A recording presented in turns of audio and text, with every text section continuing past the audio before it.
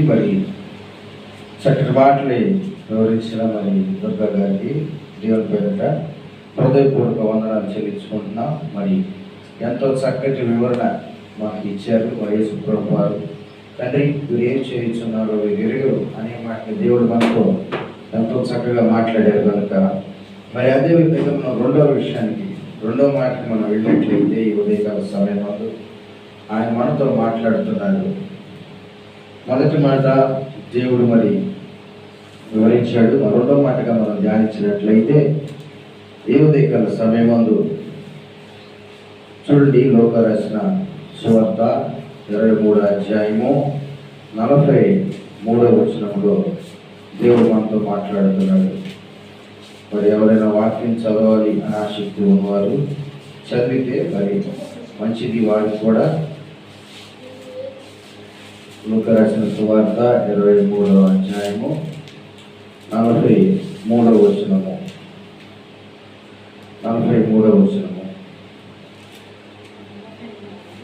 అందుకు ఆయన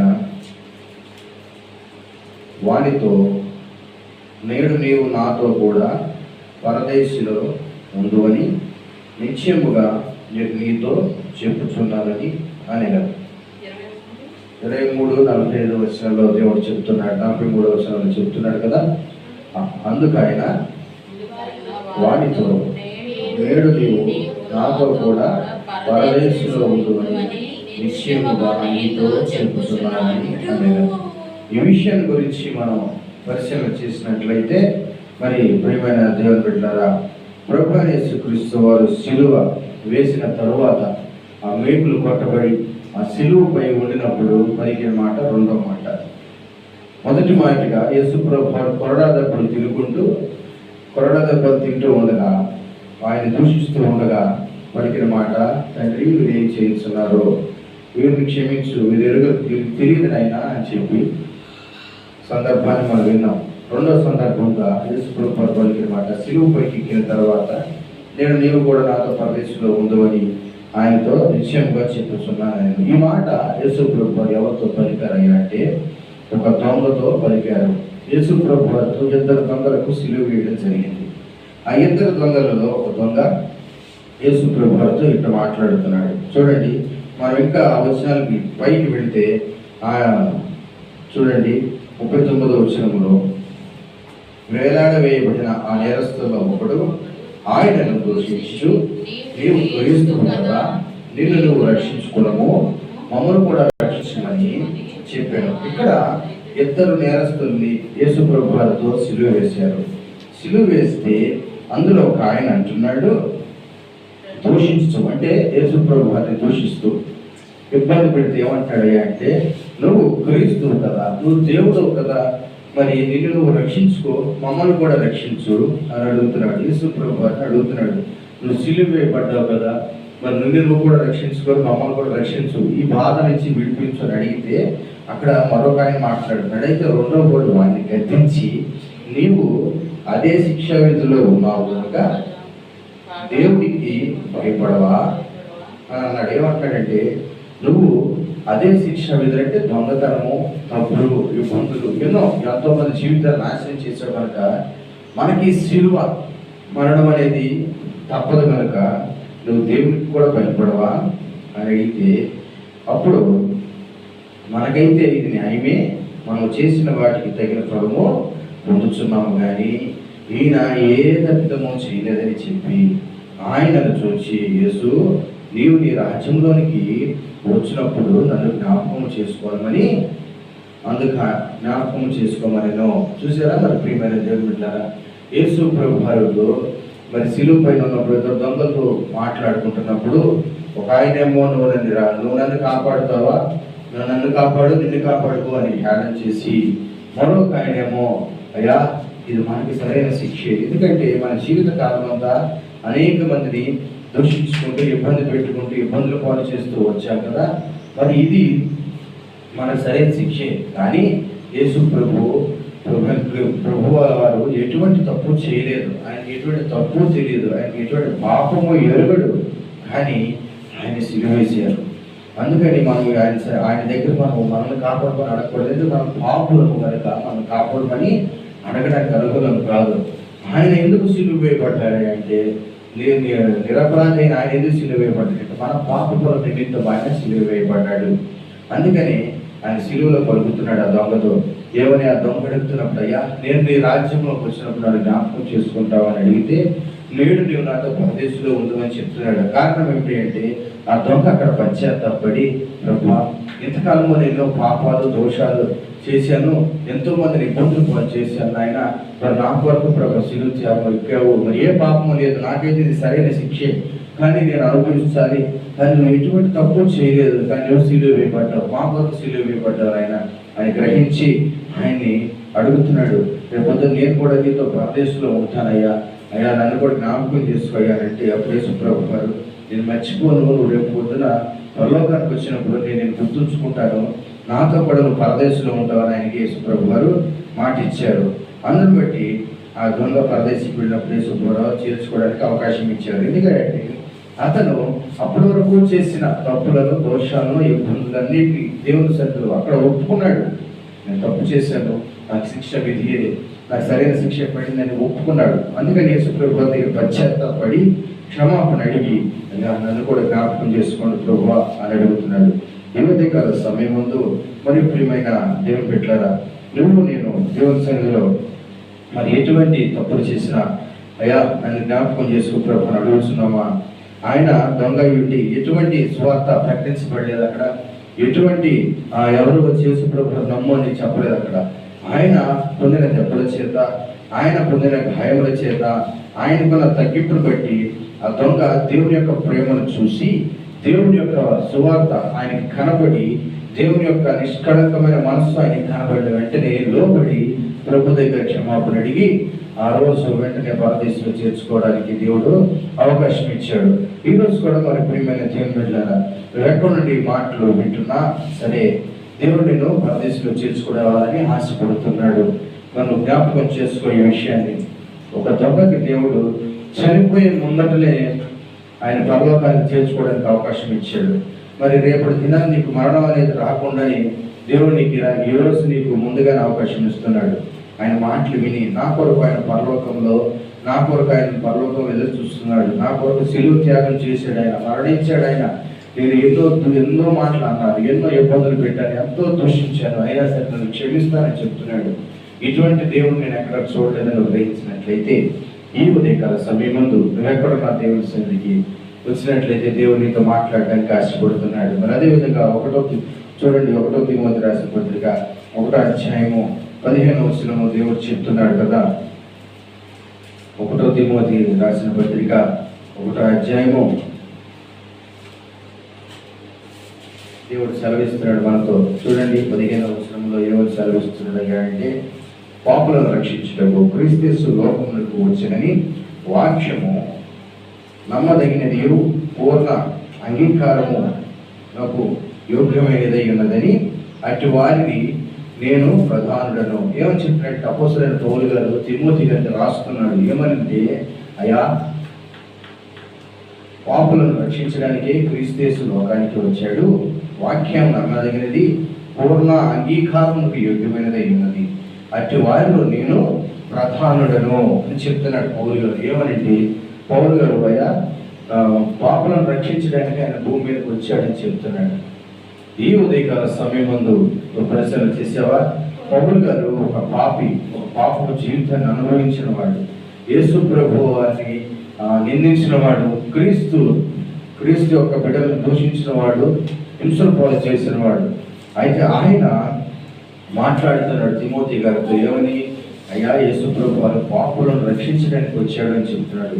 ఈ లోకంలో మనం అనేక పాపాలు చేసుకుంటూ అనేక ఇబ్బందులు పడుతూ ఉన్నాం కదా. మనం రక్షించడానికి, ఆ నరకం నుంచి విడిపించడానికే ఆయన భూమి మీదకి వచ్చాడు. వాక్యము ఏమని చెప్తాడు? వాక్యము నమ్మదగినది. ఇది నమ్మడానికి వాక్యము దేవుని విషయం నమ్మదగిన వాక్యమని, పూర్ణ అంగీకారం అంటే అంగీకరించేటట్టు చాలా నమ్మకమైన వాక్యమని పౌలు గారు చెప్తున్నాడు. మరి అదే రీతిగా మరి ప్రియమైన దేవుని బిడ్డలారా పరిశీలన చేశామా? మరి యేసు ప్రభు గారు దొంగకి ఎలా అయితే అవకాశం ఇచ్చాడో ఈరోజు కూడా మనకు ఒక అవకాశం ఇస్తున్నాడు ఆయన. ఏమనయ్యా అంటే, పరలోక రాజ్యంలో పరదేశులుగా మనం ఉండడానికి ఆయన అవకాశం ఇస్తారని చెప్తున్నాడు. క్షమాపణ ఇప్పుడే మనం పొందినట్లయితే దేవుని సన్నిధిలో మనకి ఆయన కృప మనపై ఉంటుందని దేవుని వాక్యము సెలవిస్తున్నది. మరి ఈ ఉదయకాల సమయం ఉంటుంది ఎక్కడ ఈ మాటలు వింటున్నా దేవుని సన్నిధిలో క్షమాపణ పొందినవారు కానీ హృదయంలో క్షమాపణ పొందుకునే వారిగా ఉండినట్లయితే దేవుడు నీతో మాట్లాడాలని ఆశపడుతున్నాడు. మరి మూడో విషయంగా మూడో మాట మనం ధ్యానించుకున్నట్లయితే ఆయన మూడో మాట ధ్యానిస్తున్నాడు. మనతో ఏమని చెప్తున్నాడు అంటే చూడండి, యోహాను రాసిన సువార్త 19వ అధ్యాయము 26-27 వచనంలో ఆయన చక్కటి వివరణ మనకి ఇస్తున్నాడు. యోహాను రాసిన సువార్త 19వ అధ్యాయము 26-27 వచనాల్లో దేవుడు చెప్తున్నాడు ఏమనయ్యానంటే ఆయన ఒక బాధ్యతని నెరవేర్చాడు.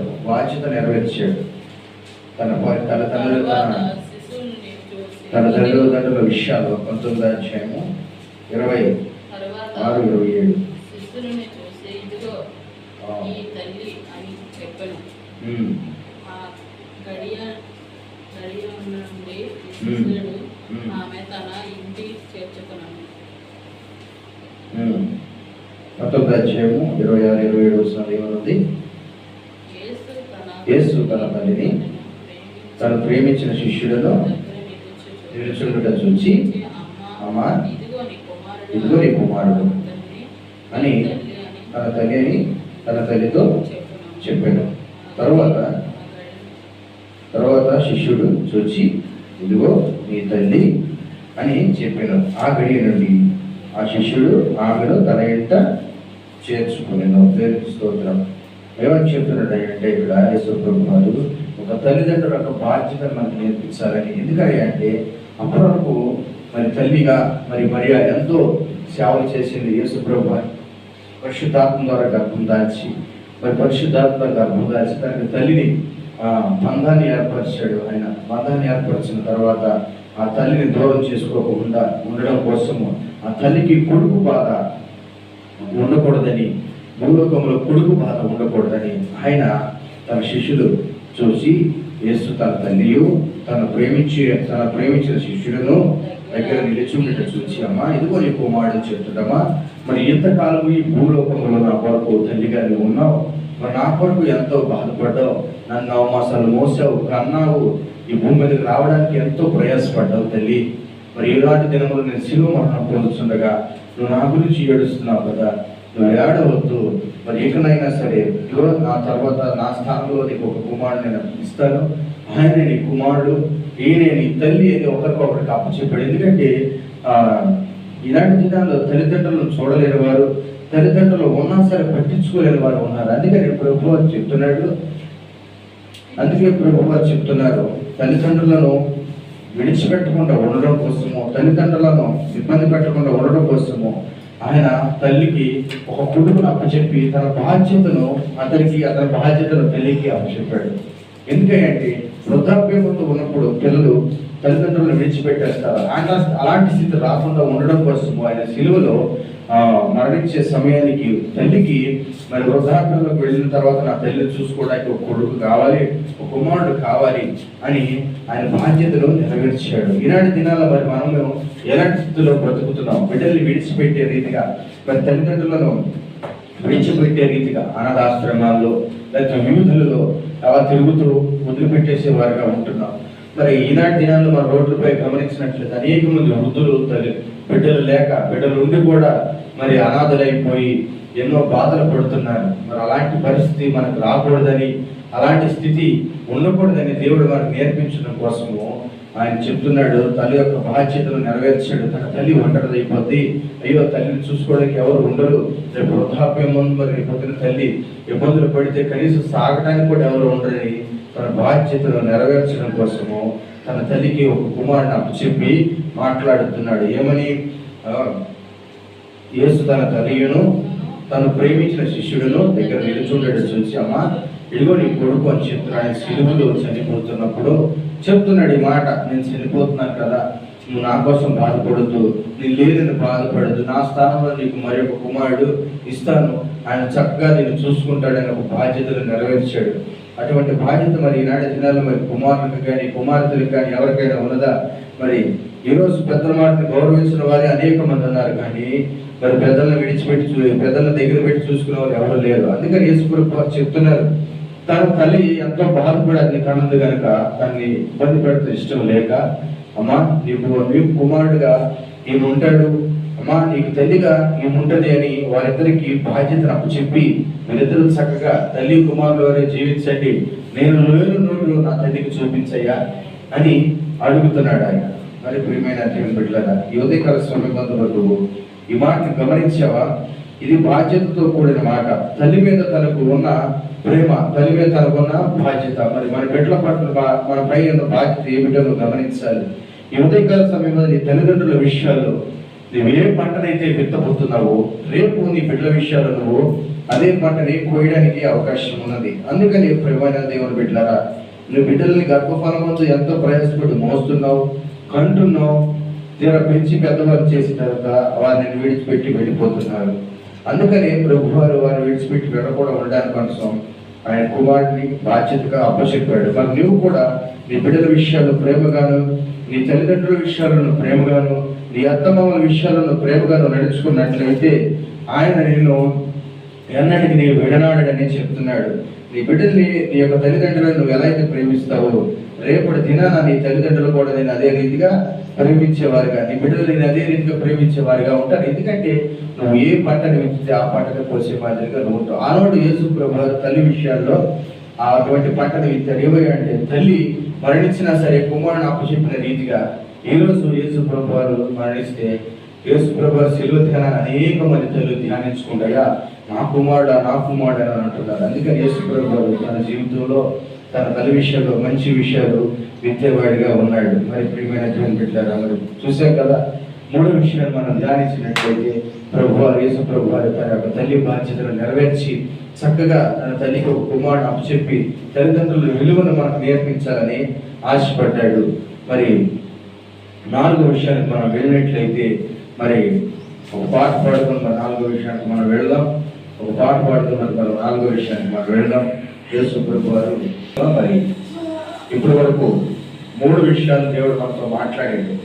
మొదటిగా మనం ఎదుటి వారిని ఎలా క్షమించాలో, రెండోదిగా మనం ఎదుటి వారి పక్షంలో ఎలా ప్రేమగా మలుచుకోవాలో, మూడవదిగా మన యొక్క బాధ్యతను తల్లిదండ్రుల పక్షాన్ని ఎలా నెరవేర్చాలో నేర్పించాడు. మరి నాలుగవదిగా కూడా మనం ధ్యానించినట్లయితే ఆయన మాట్లాడుతున్నాడు. చూడండి, మాట్లాడిన సువార్త 27వ అధ్యాయము 46వ వచనంలో దేవుని వాక్యం సెలవిస్తున్నది. రాసిన సువార్త 27వ అధ్యాయము 46వ వచనంలో దేవుడు మనతో మాట్లాడుతున్నాడు. ఏమనయ్యా అంటే 27వ అధ్యాయము 46వ వచనంలో దేవుని వాక్యం సెలవిస్తున్నది. ఏమనంటే ఇంచుమించు 3 గంటలప్పుడు యేసు ఏలీ ఏలీ లామా సబక్తాని బిగ్గరగా కేకలు వేసెను. ఆ మాటకు నా దేవా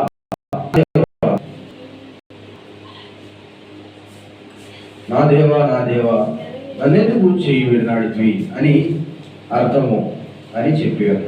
మరి ప్రియమైన దేవుని బిడ్డలారా, యేసు ప్రభు వారు 3 గంటలైన తర్వాత ఏలీ లామా లామా సబక్తా అని పలికి అంటే నా దేవా నన్నెందుకు చేయి విడనాడితివి అని మాట్లాడుతున్నాడు.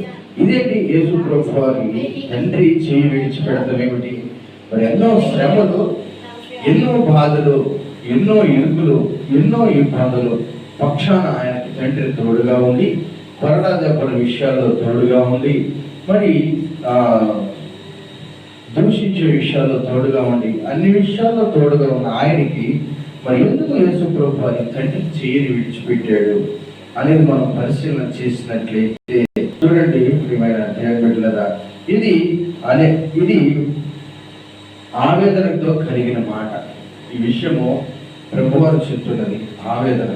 ఇప్పుడు చూడండి, ఏదైనా బాధ వచ్చినా, దుఃఖం వచ్చినా, కుటుంబ విషయాల్లో మరి ఒకరినొకరు కలిసి పంచుకునే స్థితి వచ్చినప్పుడు, ఏదో ఒక పెద్ద ఇబ్బంది కలిగినప్పుడు ఆ కుటుంబీకుల ద్వారా మరి మరి దేవుడు చెప్తున్నాడు, మరి వారి మధ్య ఇబ్బందులు వచ్చి వారు విడిపించబడుతున్నప్పుడు, వారి శోధనలు పెరిగినప్పుడు, వారి బిడ్డల ద్వారా తల్లిదండ్రుల ద్వారా భరోసా కానీ లేకపోతే ఒక ధైర్యం కానీ ఇచ్చేవారు దూరం అయిపోతే అప్పుడు ఈ మాటలు పలుకుతూ ఉంటాం. ఆ విధంగానే మా నాన్న నన్ను ఎందుకు వదిలిపెట్టాడు, అరే మా అమ్మ నన్ను ఎందుకు విడిచిపెట్టింది, అరే నా సహోదరుడు ఎందుకు నన్ను కష్టాలు ఉన్నాడు, ఒకప్పుడు బాగా చూసుకున్నాడు కదా, మరి ఎప్పుడెందుకు నన్ను విడిచిపెట్టాడు, ఇప్పుడెందుకు నన్ను వదిలిపెట్టాడు అనే విషయం మనం ధ్యానించుకోవచ్చు. మరి ప్రియమైన దేవుని బిడ్డలారా, అనేక విషయాల్లో హింసలు పెట్టినప్పుడు, శోధనలు పెట్టినప్పుడు, ఇరుకులు పెట్టినప్పుడు, అన్ని విషయాల్లో మరి నాకు ఎంతో మంది ఇబ్బంది పెట్టినాడు, నాకు తోడుగా ఉన్నవాడు, నన్ను ఈ సమయంలో ఎందుకు విడిచిపెట్టారు. మరి యేసు ప్రభువుకి కూడా తండ్రి కొరడాలు పడుతున్నప్పుడు శక్తిని ఇచ్చాడు, ఎంతో బాధలు వేదనలు అనుభవించినప్పుడు శక్తిని ఇచ్చాడు.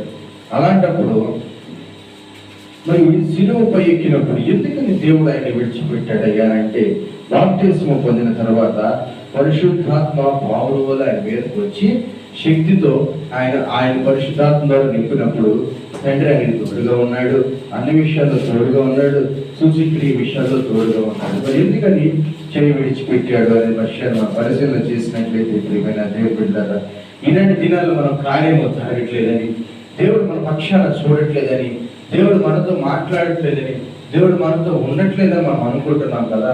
కానీ అది చాలా పొరపాటైన విషయం. ఎందుకంటే మనకి బాధని తెలియాలని కూడా కొన్ని విషయాలు దేవుడు మనకి చూపించాలని ఆశపడతాడు. యేసు ప్రభువు కూడా అదే విషయాన్ని మనకు నేర్పించాలని ఆ మాటను పరిగణించి మనం చూస్తున్నాం. మరి శ్రమ అనేది ఖచ్చితంగా వస్తుంది, శోధన అనేది ఖచ్చితంగా వస్తుంది. అలాంటప్పుడు దేవుడు కొన్ని విషయాలు చేయి విడిచిపెట్టినా సరే మరలా పట్టుకుంటాడు ఆయన. అందుకని యేసు ప్రభువు వారి ద్వారా దేవుడు మనకు ఆ విషయాన్ని నేర్పిస్తున్నాడు. ఆయన పరలోకం ముందున్న దేవా, నన్ను ఎందుకు నువ్వు చేయి విడిచిపెట్టావు, మరి ఎందుకు అవమానాలు కలిగినప్పుడు తోడుగా ఉన్నావు, శోధన కలిగినప్పుడు తోడుగా ఉన్నావు, ప్రయాణాల్లో తోడుగా ఉన్నావు, ఇరుకుల్లో తోడుగా ఉన్నావు, కానీ మరి ఇలాంటి విషయాలు ఎందుకు ప్రభు, అయా శిలువ పైన ఎన్నో గాయాలతో ఉన్నాను ప్రభు, భరించలేని బాధతో ఉన్నాను ఆయన, నన్ను క్షమించండి ప్రభు, అయ్యా నాకు సహాయం దయచేయండి ప్రభు, మరి ఏంటి ప్రభు విడిచిపెట్టావు అని యేసు ప్రభు మనతో మాట్లాడుతున్నట్టుగా మనం కూడా దేవుని సన్నిధిలో అనేక విషయాల గురించి మాట్లాడుతున్నాం. ఏమనంటే, అయ్యా నాకు ఉద్యోగం రాలేదని అడిగాను కదా నిన్ను, మరి ఎందుకు నన్ను వదిలిపెట్టేసావు, అయ్యా నాకు ఆరోగ్యం బాగాలేదని అడిగాను కదా, నువ్వు ఎందుకు విడిచిపెట్టేసావు, అయ్యా నా కుటుంబ వ్యవస్థ బాగాలేదని అడిగాను కదా, మరి నన్ను ఎందుకు విడిచిపెట్టావు, అనేక సందర్భాలు అడిగి సొనుక్కొని వెనక్కి తిరిగి వెళ్ళిపోయిన వారిగా ఉన్నాం.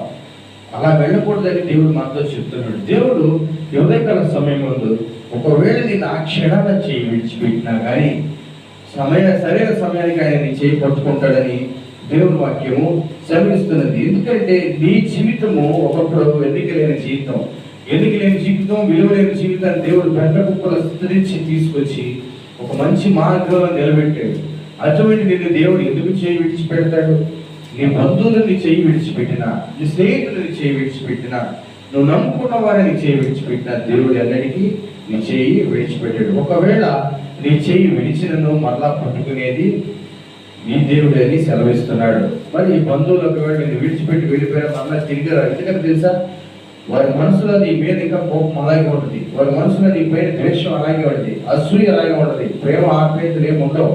కానీ దేవుడి దగ్గర నిష్కపటమైన ప్రేమ ఎల్లప్పుడూ నిలవబడి ఉంటుంది. అందుకనే దేవుడు మనతో మాట్లాడుతున్నాడు.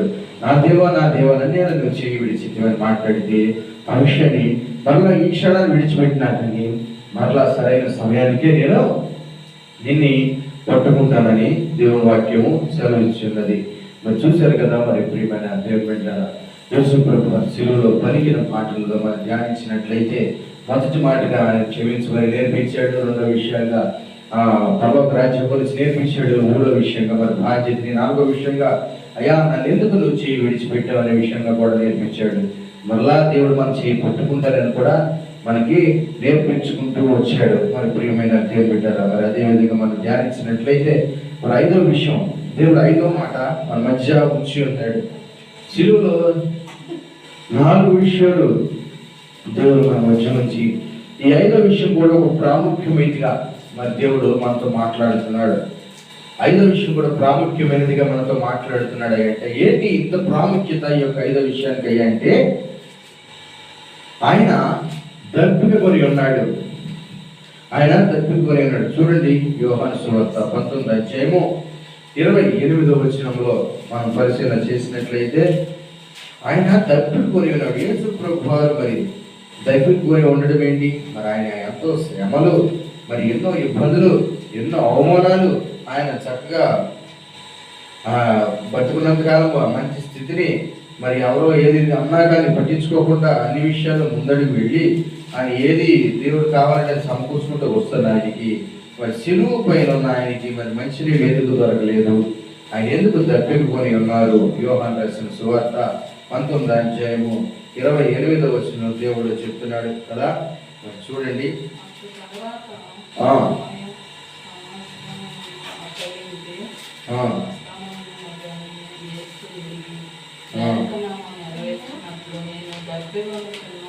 అని పలికెను. 19:28 ఏముంది? అటు తర్వాత సమస్తంలో అప్పటికి సమాప్తమైనది యేసు ఎరిగి ఇక ఇంత అయిపోయిందని యేసు తెలుసుకున్న తర్వాత లేఖనము నెరవేరినట్లు నేను తప్పికొనుచున్నాను అనెను. దేవునికి స్తోత్రం.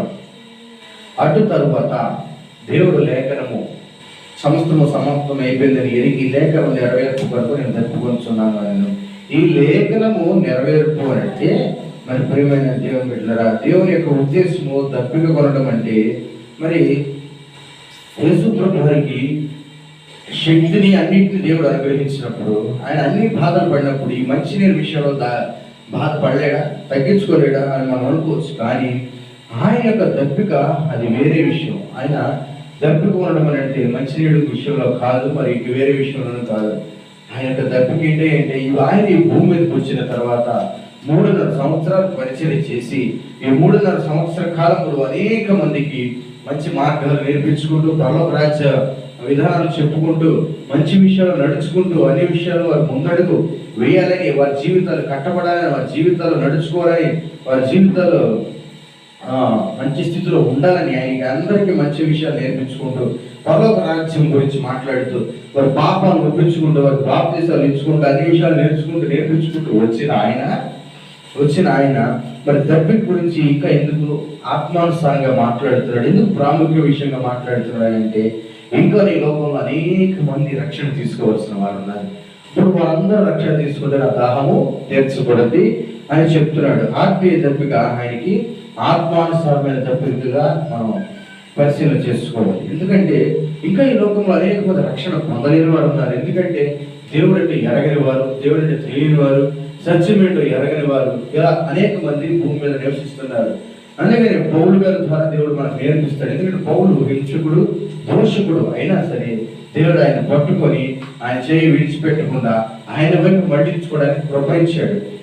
ఆ పౌలు గారు ఒకనొక దినమున యేసు ప్రభువుని హింసలు పాలు చేసిన ఆయనే తర్వాత దినాల్లో యేసు ప్రభు గురించి కనపరిచిన వాడు, తర్వాత దినాల్లో యేసు ప్రభు గురించి సువార్త ప్రకటించిన వాడు, అనేక సంఘాలు కట్టినవాడు, అనేక సేవకులు తయారు చేసిన వాడు. అందుకని ప్రియమైన దేవుని బిడ్డలారా, ఆయన దప్పిక ఇంకనూ అనేక ఆత్మలు రక్షించబడాలని, ఎవరు నశించిపోకూడదని, ఎవరు శ్రమల పాలవ్వకూడదని, ఎవరు ఇబ్బందుల పాలవ్వకూడదని, ఎవరు హింసల పాలవ్వకూడదని ఆయన ఉద్దేశించి ప్రేమించి ఆయన మనతో మాట్లాడుతున్నాడు. అయ్యా, నేను తప్పికొనుచున్నాను, ఇంకా నువ్వు ఆత్మల విషయాలు తప్పికొనుచున్నాను, ఇంకా బ్రతికి ఉన్నవారు నశించిపోకూడదని నేను తప్పికొనుచున్నాను, ఇంకా వారి స్థితిగతులు మార్చబడడానికి నేను తప్పికొనుచున్నాను, వారి స్థితిని మార్చడానికి నేను తప్పికొనుచున్నాను, వారి పరిస్థితులు మార్చడానికి నేను తప్పికొనుచున్నాను అంటున్నాడు. అంతేగాని ఏదో సిలువ ఎక్కించారు కదా, గొడవ తిన్నాడు కదా, అందుకే మంచినీళ్ళు అవుతుంది, కనీసం మంచినీళ్ళు కూడా తాగలేని దేవుడు ఏం దేవుడు అని ఈనాడేదని అనుకోవచ్చు. కానీ ఆయనకి ఉన్న దప్పిక వేరు, ఆయనకున్న ఆలోచన విధానము వేరు.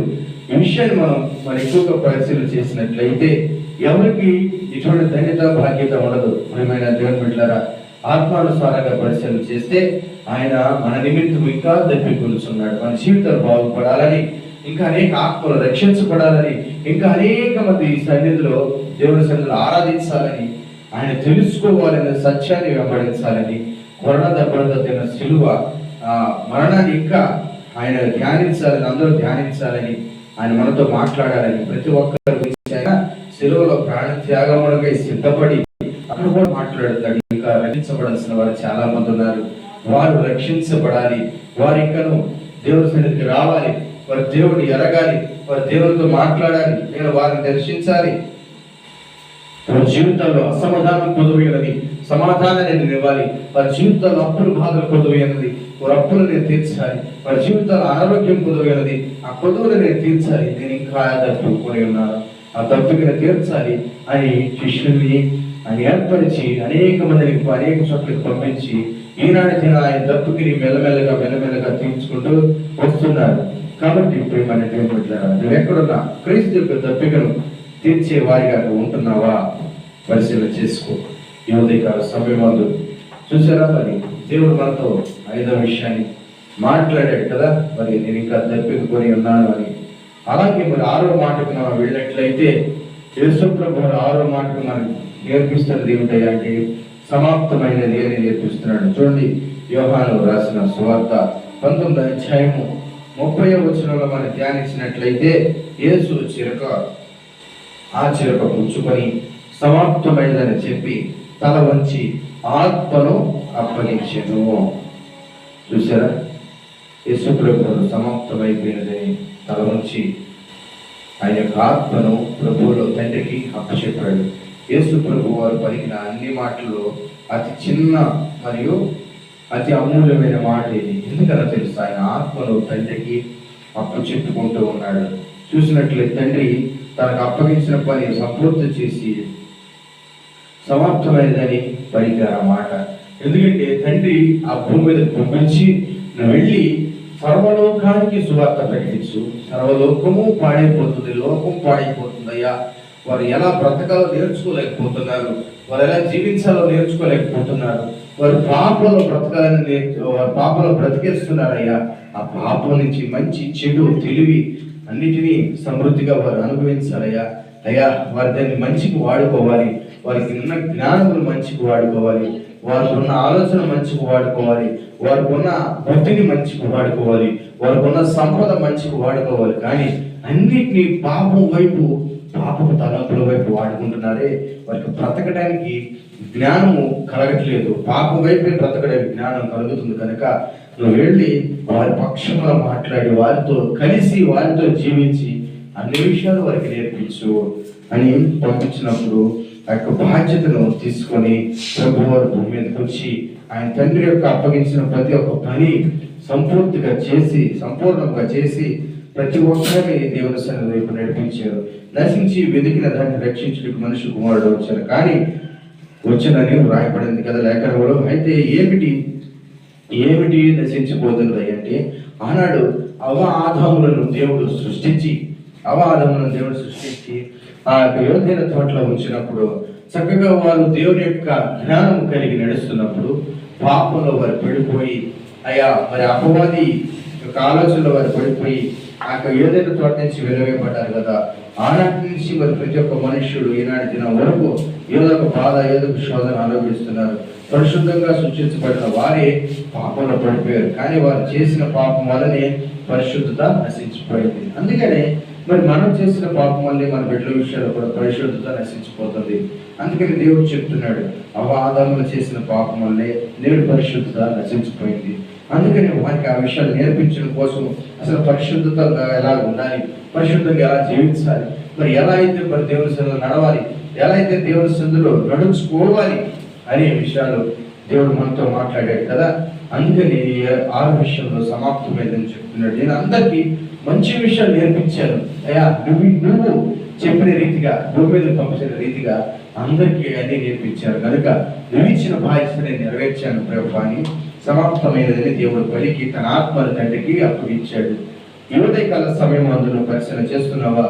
నీకు దేవుడు ఒక బాధ్యతని అప్పచెప్పి ఉన్నాడు. ఏంటంటే నీ తల్లిదండ్రుల బాధ్యతను దేవుడు నీకు అప్పచెప్పాడు, నీ బిడ్డల బాధ్యతను దేవుడు అప్పచెప్పాడు, నీ జీవితాన్ని ఒక గమ్యానికి చేర్చుకోమని దేవుడు నీకు ఒక బాధ్యతను అప్పచెప్పాడు. అంతేకాని ఎవరిని ఇబ్బందులు పెట్టి ఎవరిని దూషించి బ్రతకమని దేవుడు చెప్పట్లేదు. ఈ ఉదయకాల సమీపంలో ఆలోచన చేసినట్లయితే నీ బాధ్యతను పూర్తిగా నెరవేర్చి సమాప్తమైనదని చెప్పగలుగుతున్నావా? ఒక చోట ఉద్యోగం చేస్తున్నామా అంటే అది ఒక పని యజమానుడు అప్పచెప్పాడంటే ఆ అప్పచెప్పిన ఉద్యోగాన్ని మనము సంపూర్తిగా నెరవేర్చగలిగిన వారిగా మనం ఉంటున్నామా? యజమానుడి దగ్గరే మనం సరైన స్థితిగా నడవలేకపోతే ఆ యజమానుడు ఉద్యోగాన్ని తీసి పారేస్తాడు. మళ్ళీ మనం మరొక ఉద్యోగాన్ని వెతుక్కోవాలి. అందుకని నమ్మకంగా ఉన్న చోటే మనము నమ్మకాన్ని పొందుకునే వారిగా అక్కడ చేసే ఉద్యోగం చోట మనం నమ్మకంగా బ్రతికి నమ్మకస్తులుగా బ్రతికినట్లయితే అక్కడ మనకు మంచి ప్రతిఫలము కలుగుతుంది. అందుకని ఈనాటి దినాన్ని దేవుడు చెప్తున్నాడు, మనం ఎక్కడ ఈ భూమి మీద పనిచేసే వారిగా మనం ఉన్నాం, దేవుని పనిచేసే వారిగా మనం ఉన్నాం. ఈ పని సంపూర్తిగా చేసి, అంటే ఎక్కడ ఎటువంటి ఆపేసే ఉద్దేశాలు కానీ ఆపేసే నిర్ణయాలు కానీ తీసుకోకుండా కడ వరకు మనం సంపూర్తి చేసేవారిగా ఉండాలి. మా యొక్క తల్లిదండ్రులు బాధ్యత అయినా సరే మన పుట్టినది మొదలుకొని గిట్టిన వరకు మనల్ని ఎంతగానో ప్రేమిస్తూ వస్తున్నారు కదా. అందుకని మన తల్లిదండ్రులు చిన్నతనంలో మనం ఎంతగానో ప్రేమించారు కనుక వారికి వృద్ధాప్యం ముందు కూడా వారిని చివరి వరకు చక్కగా చూసుకోవాలి, మన బాధ్యత నెరవేర్చాలి అనే రీతిగా మనం ఉండాలి. అందుకని యేసు ప్రభువు వారు సమాప్తమైనదని పలికాడు. ఈనాటి ఉదయకాల సమయం అందు అనేక విషయాలు మనం బాధ్యత లేని వరకు నడుచుకుంటున్నాం కనుక దేవుడు చెప్తున్నాడు, పని ఏ పని చేసినా సంపూర్తి చేయమంటున్నాడు. అలానే పాపం చేసి పాపాన్ని పూర్తి చేయమని అడగట్లేదు దేవుడు. నువ్వు చేసే కార్యము మంచి కార్యమై ఉండి దాన్ని సంపూర్తిగా చేసినట్లయితే దానికి తగ్గ ప్రతిఫలము పరలోకమందు నువ్వు కోయబడతావని చెప్తున్నాడు. మరి ప్రియమైన దేవుడు తండ్రి నీకు అప్పగించిన పని అంతటిని ముగించనని ప్రభు చెప్తున్నాడు. సమాప్తమైనదని పలికారు. ఈ పని ముగించడానికి ఎన్నో బాధలు పడ్డాడండి. దేవుడు అప్పగించిన పని ముగించడానికి ఎన్నో బాధలు, శ్రమలు, ఇరుకులు, ఇబ్బందులు, శోధనలు అన్ని అనుభవించాడు. అవమానాలు అనుభవించాడు, ఉమ్ము వేయబడ్డాడు, తిట్టించుకున్నాడు, కొట్టించుకున్నాడు, సిలువ వేయించుకున్నాడు, ముళ్ళగిరిని పెట్టించుకున్నాడు, మేకులు కొట్టించుకున్నాడు, అంగీని చెప్పించుకున్నాడు, అంగీని కూడా చీట్లు వేసి తీసుకున్నారు. ఇలా ఎన్నో అవమానాలు ఆయన పడ్డాడు. ఎందుకంటే తండ్రి ఇచ్చిన బాధ్యతను నెరవేర్చడం కోసము. ఈనాటి ఉదయకాల సమయమందు ప్రియమైన దేవుని బిడ్డలారా, నీకు ఇచ్చిన బాధ్యతను నువ్వు నెరవేర్చగలుగుతున్నావా? ఆయన మనపై ఇచ్చిన పరిచర్య బాధ్యతను మనం నెరవేర్చగలుగుతున్నామా? మనపై ఇచ్చిన సువార్త బాధ్యతను మనం నెరవేర్చగలుగుతున్నామా? ఈరోజు పరిశుద్ధాత్మ దేవుడు మనకు అప్పగించిన బాధ్యతను మనం నెరవేర్చగలుగుతున్నామా? ఎప్పటికప్పుడు తప్పించుకునే వారిగా బ్రతుకుతున్నామే కానీ దేవుని యొక్క నీతిని, రాజ్యాన్ని వెతికే వారిగా మనం నెరవేర్చట్లేదు. అనేక మందిని దేవుని వైపు తిప్పే వారిగా మనం నెరవేర్చట్లేదు. ఎందుకంటే ఏనాటి స్వార్థం ఆనాడే చూసుకుంటూ, ఏ రోజు కష్టం ఆ రోజే చూసుకుంటూ వారందరినీ విడిచిపెట్టేసి మనం ధనాపేక్షతో, ఆశలతో బ్రతుకుతున్నామే కానీ ఏ రోజు మరి దేవుడి సన్నిధిలో మనం బ్రతకలేని వారిగా ఉంటున్నాం. అందుకని దేవుడు చెప్తున్నాడు, మన బాధ్యతని సంపూర్ణంగా చేసి మంచి ఫలాన్ని పొందుకోవాలని దేవుడు మనకు నేర్పిస్తున్నాడు. అందుకని యేసు ప్రభు వారి భూమి మీదకి వచ్చి ఆయన యొక్క బాధ్యతను నేర్పించి, అయ్యా నువ్వు అప్పు చెప్పిన పని నాకు పూర్తయిందని తెలుసుకున్నాను అని చెప్పి నమ్మకంగా దేవుని సన్నిధిలో తన ఆత్మని అప్పగించాడు. మరి ప్రియమైన దేవుని బిడ్డలారా, చూశారు కదా 6 మాటల్లో దేవుడు మనతో ఇంకా నేర్పించుకుంటూ వచ్చాడు. 6వ మాటగా సమాప్తమైనదని చెప్పాడు. మరి చివరి మాటగా మనం చూసినట్లయితే ఆయన చివరి మాటగా మనతో ఏం చెప్పాడు అంటే, చూడండి లూకా రాసిన సువార్త 23వ అధ్యాయము 46వ వచనంలో దేవుడు మనతో చెప్తున్నాడు. లూకా రాసిన సువార్త 23వ అధ్యాయము 46వ వచనంలో చెప్తున్నాడు.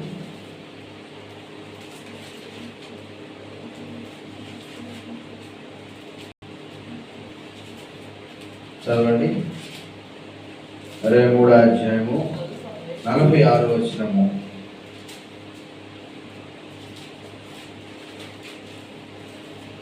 అప్పుడు యేసు గొప్ప శబ్దంతో 46 గొప్ప శబ్దంతో కేకలు వేసి, తండ్రి నీ చేతికి నా ఆత్మను అప్పగించుకొనెను అని ఆయన ఇలాగా చెప్పి ప్రాణము విడిచెను. చూసారా, దేవుడు చెప్తున్నాడంటే యేసు గొప్ప శబ్దం చేసయ్యా నా ఆత్మను నీకు అప్పచెప్పుకుంటున్నాను అని కేకలు వేసి తన ప్రాణాన్ని విడిచిపెట్టేశాడు. అప్పటి వరకు ఆయన ఎన్నో తొడతో దెబ్బలు తిని, అవమానాలు తిని, చిలకనిచ్చారు, అన్ని దూషించిన మాటలు మాట్లాడారు. ఆయన సిలువ వేస్తుంటే అనేక మంది చూడడానికి వచ్చారు. అన్నీ జరిగినాయి. ఇక ఆయన బాధ అంతా చూసిన వారి ఎదుట ఆయన, అయ్యా అని గట్టిగా కేకలు వేసి తన తండ్రి చేతికి తన ఆత్మను అప్పగించి ప్రాణం విడిచిపెట్టి ఈ లోకాన్ని విడిచిపెట్టి వెళ్ళిపోయాడు. ఎందుకని ఆయన ప్రాణాన్ని విడిచిపెట్టి వెళ్ళిపోయాడంటే దేవుని యొక్క శక్తి మనకి చూపించడం కోసం ఆయన వెళ్ళాడు. ఆ శిలువలో పలికిన చివరి మాట పలికే ముందు ఆయన గొప్ప శబ్దంతో కేక వేసి దేవుని తండ్రి అయిన దేవుని కుమారుడు యేసు పలుకుచున్నారని చేతికి నా ఆత్మను అప్పచెప్పుకుంటాను గట్టిగా కేకలు వేసి చెప్పి అంతటా ఆయన తన ఆత్మను ఆయనకు అప్పగించాడు. ఎందుకంటే చనిపోవాలని చాలా మంది ప్రశ్నిస్తూ ఉంటారు. యేసు ప్రభు చనిపోవాలి, మాకు అవసరం లేదని చాలా మంది దూషించారు. అలాంటి వాళ్ళందరికీ ఆయన చనిపోయిన తర్వాత మళ్ళా తిరిగి లేస్తాడన్న సంగతి ఎవరికి తెలియదు, మళ్ళా తిరిగి వస్తాడని తెలియదు. శక్తిని చూపించడం కోసము, ఆయన శక్తిని మనకు చూపించడం కోసం, ఈ భూమి మీద మనకు తెలియడం కోసము ఆయన మరలా తిరిగి వచ్చి మళ్ళా కనబడతాడు, మళ్ళీ అద్భుత కార్యాలు జరుగుతాయి అనే సంగతి ఎవరికి తెలియదు. ఆయన చనిపోవాలి, సిలువెక్కించాలి, అలా చంపేయాలని చూశారు, కానీ ఆయన మళ్ళా తిరిగి వస్తాడన్న విషయాన్ని ఎవరు గ్రహించలేదు. ఎందుకంటే దేవుడు అనేటువంటి వాడు మళ్ళా 3 రోజుల తర్వాత తిరిగి వస్తాడని వాడు గ్రహించలేక మూర్ఖులైపోయారు. అందుకని చూడండి, హెబ్రీయులకు రాసిన పత్రిక 9వ అధ్యాయము 16వ వచనాన్ని మనం చివరిగా చూసుకున్నట్లయితే, హెబ్రీయులకు రాసిన పత్రిక 9వ అధ్యాయము 16వ వచనంలో మనం చూసినట్లయితే,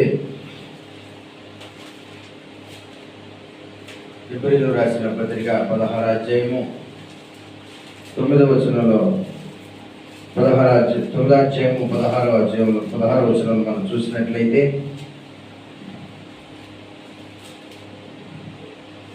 దేవ వాక్యం సెలవిస్తున్నది ఏంటంటే, హెబ్రీయులకు రాసిన పత్రిక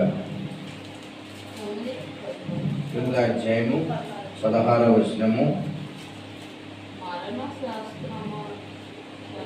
మరణం ఎక్కడ ఉండునో అక్కడ మరణ శాసనము రాసిన వారి మరణం అవశ్యము, ఆ శాసనము రాసిన వాడు మరణం పొందితేనే అది చెల్లును. ఆయన రాసిన వాడు జీవించుండగా అది ఎప్పుడు చెల్లునా, ఎప్పుడైనా చెల్లునా. అందుచేత మొదటి నిబంధన కూడా రక్తము లేకుండా ప్రతిష్ఠించబడలేదు.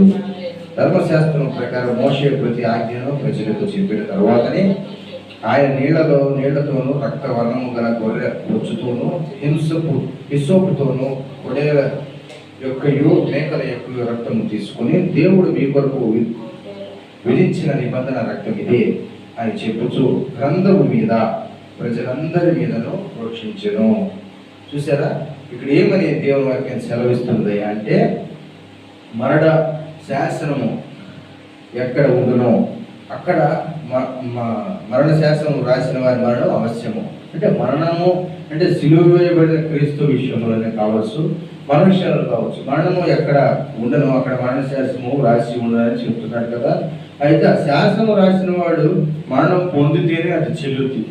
ఆ రోజు పొంతు పిలాతు దగ్గర మరణ శాసనము యేసుప్రభుని సిలువ వేయాలని పొంతు పిలాతు దగ్గర తీసుకున్నప్పుడు ఆ శాసనం రాసి పైన అంటించారు. ఆయన ఆ క్షణాన్ని మరణించాడు, కానీ మరలా తిరిగి లేచాడు. అప్పుడు ఆ శాసనం చెల్లదు అనేది దేవుని వాక్యం ఈ ఉదయకాల సమయంలో మనతో మాట్లాడుతుంది. యేసుప్రభు వారు సిలువలో రక్తము చిందించారు, తన ఆత్మను తండ్రికి అప్పగించారు, ప్రాణము పెట్టారు.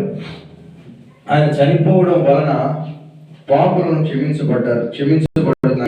పాపాలను క్షమించబడుతున్నాయి. ఆయన చనిపోయిన తర్వాత మన పాపాలన్నీ క్షమించబడ్డాయి, దోషాలు పరిహరించబడ్డాయి కనుక ఆయన చనిపోయాడు.